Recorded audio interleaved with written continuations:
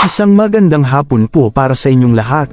Narito naman ulit po tayo para sa updates ng 2 PM draw ng PCSO para sa 2D Lotto at 3D Lotto. Pero bago po tayo magsimula, maaari po kayong mag-like, share, and subscribe sa ating channel para palagi kayong updated sa mga results ng PCSO games araw-araw. Okay, let's start. Para sa 2D Lotto, ito po ang mga lumabas na numero. 24 30 In exact order. Pwedeng manalo ng 4,000 pesos kapag nagmatch ang inyong mga numero in exact order. 2,000 pesos naman para sa Rambolito System Play. Para sa 3D Lotto, ito po ang mga lumabas na numero. 6 1 2 In exact order.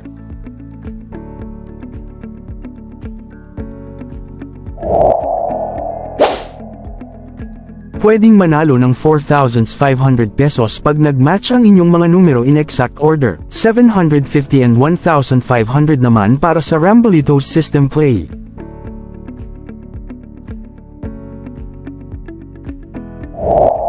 Kung nanalo kayo ng 20 pesos hanggang 10,000 pesos, maaari mong makuha ang iyong premyo sa authorized Lotto outlet na malapit sa inyong lugar.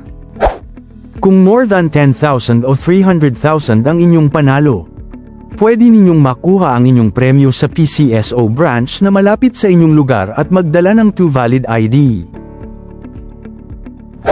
Kung ikaw naman ang mas worthy nakakuha ng jackpot, pwede mong makuha ang inyong premyo sa PCSO office, located at Shaw Boulevard, Mandaluyong City at magdala ng 2 valid ID. Congratulations po sa lahat ng nanalo, at sana po subaybayan niyo po ako muli para mamaya sa 5 PM draw result ng 2D Lotto at 3D Lotto.